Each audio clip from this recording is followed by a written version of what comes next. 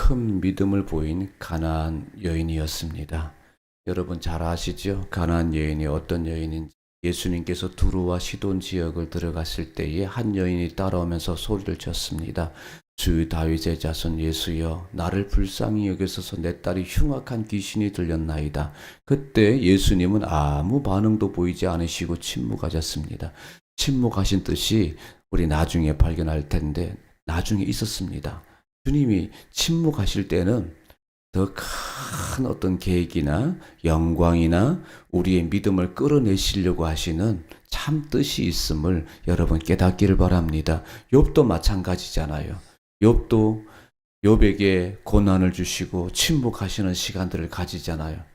주님은 욥의 그 믿음을 또 욥을 통하여서 하나님의 영광을 드러내시기 위한 하나님의 뜻이었다고요. 여러분도 발견하시기를 축복합니다. 그리고 난 다음에 주님께서 주님 앞에 와서 여인이 절하지 않습니까? 나를 도와줬소서. 여러분, 주님을 끝까지 붙잡는 저와 여러분이 되기를 축복합니다. 여인에게 수모해 주는 말을 합니다.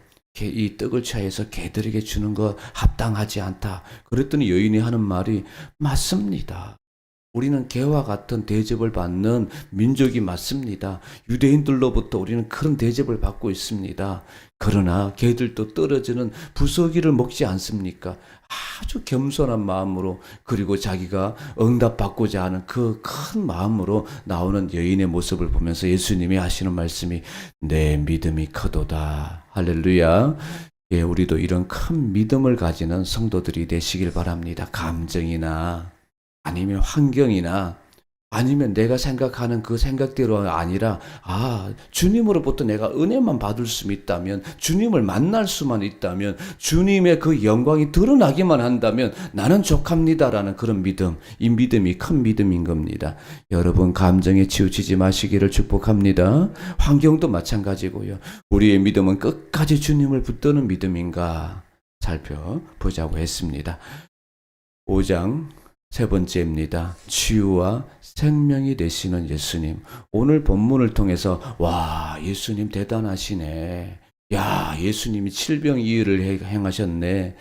여기에서 우리가 머무르면 안 됩니다.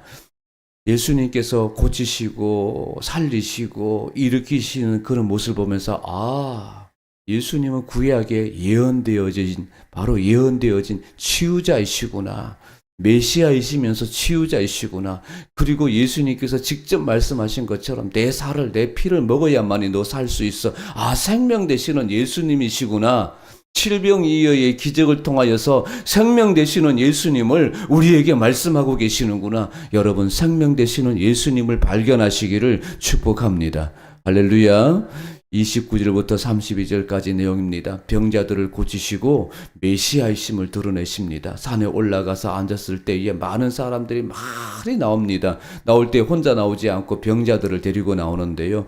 예수께서 거기서 떠나서 갈릴리 호숫가에 이르러 산에 올라가 거기에 앉으셨습니다. 환자들이 예수님께 나옵니다. 큰 무리가 다리 저는 사람들, 장애인과 맹인과 말 못하는 사람과 기타 여럿을 데리고 와서 예수님 발 앞에 앉히며 고쳐주셨습니다. 다 고쳐주셨어요. 이 고쳐주시는 사건을 통해서 예수님은 치유자이심을 드러내고 있는 걸 볼 수가 있거든요. 예, 성경에도 이렇게 치유하고 계신 것처럼 이 시대에도 주님은 여러 방법을 통해서 환자들을, 병자들을 고치고 계신 줄 믿습니다. 할렐루야. 친히 교회에서도 고치시기도 하시고 또 병원들을 통해서 고치기도 하시고 치유자를 통해서도 고치기도 하십니다. 주님은 지금 살아서 역사하시는 분이에요. 이 살아서 역사하시는 분을 오늘도 만나기를 축복합니다. 환자들에게 예수님께서 환자들을 고쳐주십니다. 다시 이 마태가 이렇게 기록하고 있는데요.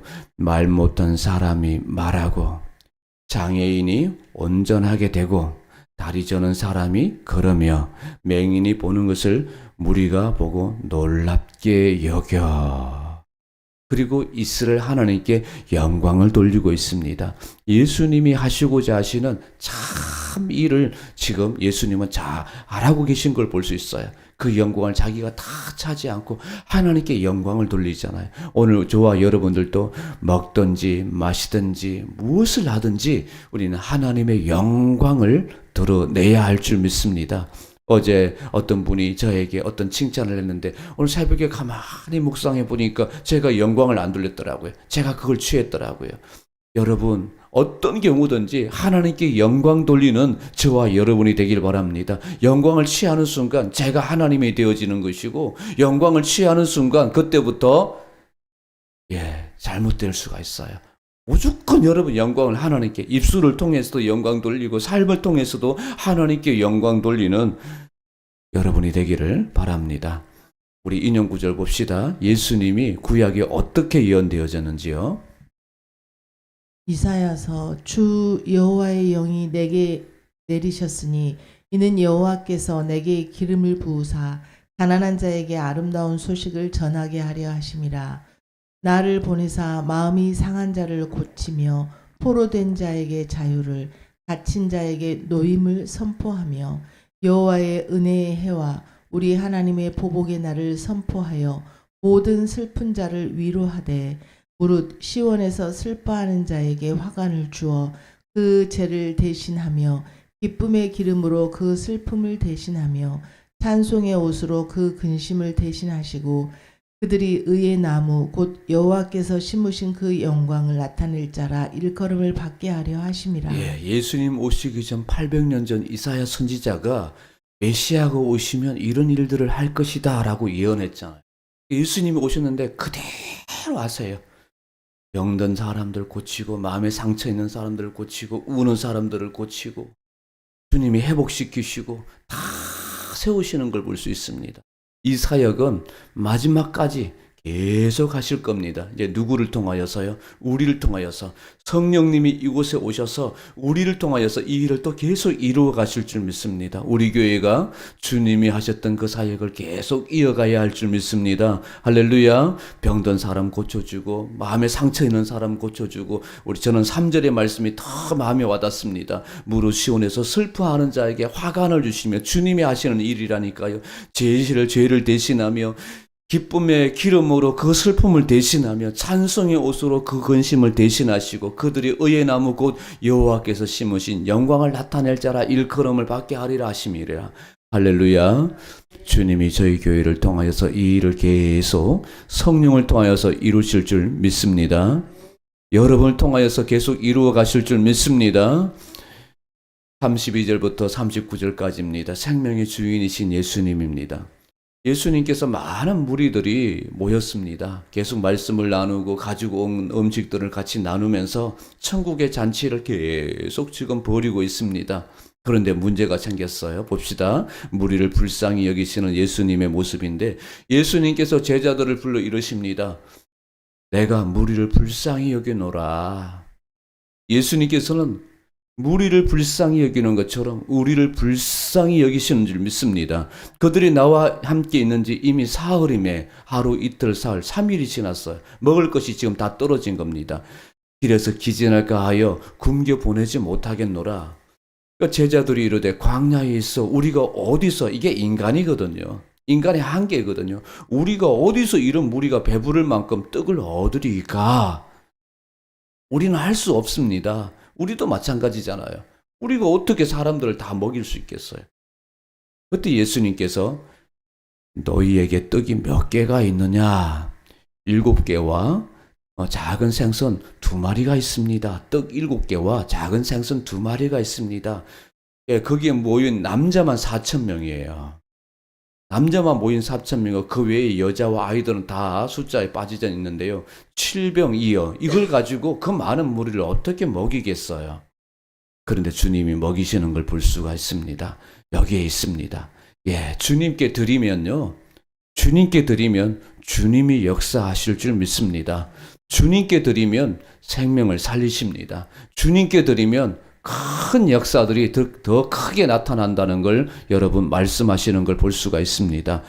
예수께서 무리에게 명하셔서 다 땅에 앉아라. 오병이의 기적처럼 다 땅에 앉아라. 그리고는 떡 7개와 생선을 가지사 축사하셨어요. 감사하셨어요.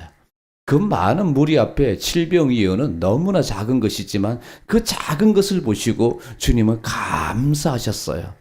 여러분, 작은 것을 보면서 감사할 때에 또 기적의 기초가 되어지는 걸 볼 수가 있거든요. 시작이 되어지는 걸 볼 수 있거든요. 작은 것을 감사하셨어요. 떼어 제자들에게 주시면서 제자들이 문에게 나눠줬습니다. 그랬더니 다 배불리 먹고 남은 조각이 7강줄이나 차게 되었어요. 먹은 자들은 먹은 자와 어린아이 외에 4,000명이었더라. 어린 여자와 어린아이 외에 4,000명이었더라. 그리고는 예수님께서 사람들을 다 뿔뿔이 다 흩어 보내시는 것을 볼 수가 있습니다. 이 사건을 통해서 예수님이 하시고자 하시는 중요한 메시지가 있어요. 나는 생명의 주인이란다. 할렐루야. 모세가 광야에서 이스라엘 백성들에게 만나와 메추라기를 하늘에서 내려줬잖아요. 하늘에서 맨나와 메추라기를 내림으로 인해서 이스라엘 백성이 광야에서 사셨잖아요. 그 사신 그 사건을 통해서 이스라엘 백성들이 발견해야 되는 것이 있었습니다. 우리도 만나 먹은 백성이야. 우리는 메추라기 먹은 백성이야. 이렇게 자랑할 것이 아니라 하나님이 하늘에서 생명을 내려주셨구나. 먹을 것을 내려주셨구나. 하나님은 생명의 하나님이시구나. 라고 발견했던 것처럼 여기에 모인 사람들도 이 말씀을 읽는 사람들도 예수님을 볼 때마다 생명의 주인이신 하나님이시구나. 주님은 오늘 또 우리를 생명을 살려가시는 하나님이시구나라는 걸 발견하기를 축복합니다. 요한복음 우리 같이 봅시다. 너희 조상들은 광야에서 만나를 먹었어도 죽었거니와 이는 하늘에서 내려오는 떡이니 사람으로 하여금 먹고 죽지 아니하게 하는 것이니라. 나는 하늘에서 내려온 살아있는 떡이니 사람이 이 떡을 먹으면 영생하리라. 내가 줄 떡은 곧 세상의 생명을 위한 내 살이니라 하시니라. 할렐루야. 만나를 먹어서 죽었지만 예수님이 주시는 떡, 예수님 주는 떡이 뭡니까? 십자가에서 찢기신 살을 의미합니다. 십자가에 흘리신 피를 의미합니다.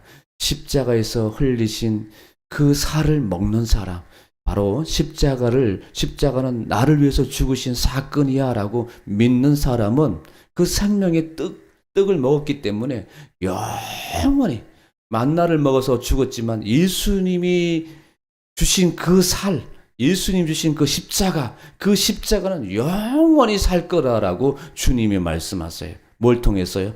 이 칠병이어의 사건을 통해서 다시 말씀해 주고 있는 걸 볼 수가 있습니다. 또 인용 구절 봅시다. 요한복음 예수께서 이르시되 나는 생명의 떡이니 내게 오는 자는 결코 줄이지 아니할 터이요 나를 믿는 자는 영원히 목마르지 아니하리라. 우리는 성경을 통해서 앞뒤를 다 알고 있잖아요. 이때 이 말씀을 했더니 유대인들이 다 예수님에게 말하기를 제가 미쳤도다. 어떻게 이 많은 사람들이 자기의 살을 준다고 얘기하지? 정말 이해가 안 된다. 다들 이해가 안 된다고 하면서 예수님께 손가락질하고 다 떠나버렸거든요. 그때 제자들에게 말합니다. 너희들도 떠나려느냐? 아닙니다. 생명의 말씀이 주께 있으니 어찌 주님을 떠날 수 있겠습니까? 제자들은 이해를 좀 했어요. 그러나 나머지 사람들은 이해하지 못했습니다. 여러분들은 영적으로 이해하고 계십니까? 믿음으로 받아들이고 계십니까? 예수님이 그 생명의 떡이시구나. 예수님을 믿으면 생명을 얻는구나. 할렐루야. 이 믿음이 분명히 생기기를 축복합니다. 또 예수님께서 요한복음 11장에도 이렇게 말씀하십니다. 예수께서 이르시되 나는 부활이요 생명이니 나를 믿는 자는 죽어도 살겠고 무릇 살아서 나를 믿는 자는 영원히 죽지 아니하리니 이것을 내가 믿느냐. 예수께서 나는 부활이요 생명이다. 나는 부활이요 생명이다. 강한 어조로 주님이 말씀하십니다. 여러분 믿음을 갖기를 축복합니다. 요한복음 14장입니다. 예수께서 이르시되 내가 곧 길이요 진리요 생명이니 나로 말미암지 않고는 아버지께로 올 자가 없느니라. 14장 말씀에는 예수님께서 제자들에게 이렇게 말씀하십니다. 얘들아, 내가 아버지께로 가는 길이야. 천국으로 가는 길이야. 얘들아, 내가 진리야. 변치 않는 진리야. 세상에 수많은 것들이 진리 얘기하지만 그건 다 변하잖아. 그러나 나는 변하지 않아. 참 진리라는 겁니다. 하나님이라는 겁니다. 참 진리야. 그리고 나는 생명이야. 생명이라고 주님이 말씀하세요. 이 말씀이 여러분들의 말씀이 되기를 바랍니다. 이 말씀이 여러분 마음속에 크게 와닿아서 확신이 되어지기를 축복합니다. 확신이 생겨야 돼요. 내 안에 예수님이 정말 길이시고 진리시고 생명이구나. 누가 뭘 할지라도 내 목에 칼이 들어온다 할지라도 이건 변치 않아. 나는 이 믿음을 나는 굳게 가지고 있어. 라는 이 믿음을 분명히 세우시기를 축복합니다. 오늘 우리들에게 주시는 말씀입니다. 치유와 생명이 되시는 예수님. 예수님은 치유자이십니다. 그러면서도 생명이 되시는 예수님이십니다. 여러분에게 질문을 드려볼게요. 예수님을 치유와 생명이 되시는 분으로 나는 믿고 있는가? 한번 여러분 믿음으로 한번 들어가 보세요. 여러분 속으로 여러분 들어가 보세요. 내가 지금 이렇게 아픈데 힘든데 괴로운데 정말 나를 치료해 줄 수 있는가? 아니야. 주님 나 못 치료해줘. 병원에 가서 약 먹어야 돼. 병원에서 뭘 해야 돼. 주님이 하시는 거 아니야. 나는 의사를 더 의지할 거야. 혹시 여기 여러분 마음속에서 이런 마음들이 막 일어나나요? 여러분 주님이 참 치유자이심을 믿기를 축복합니다. 그리고 생명이요. 예수만 생명이에요. 예수만 생명입니다. 그렇지 않고 죽음에 대해서 막 죽음의 공포에 대해서 막 두려워서 죽으면 어떡하지? 혹시 천국 갈 수 있나? 못 가는 거 아니야? 지옥 가는 거 아니야? 미래는 어떻게 되는 거지? 요단강은 내가 어떻게 건너지? 막 불안하고 막 그런 마음이 있는지 한번 여러분 자신을 잘 살펴보세요. 예수를 믿으면 죽음은 초월합니다. 죽음의 문제가 사실은 두렵지 않은 사람이 어디 있어요? 그런데 깊이 들어가고 또 깊이 들어가 보니까 잔잔합니다. 왜요? 예수가 생명이지. 주님이 요단강 건너게 하실 거야. 주님만 믿으면 영원한 나라 들어가. 내게 아무리 죄가 있다 할지라도 주님으로 인하여서 나는 참 생명을 얻고 있어. 예, 이 믿음이 마음속에 깊이 자리를 잡아야 돼요. 할렐루야. 깊이 자리를 잡기를 축복합니다. 함께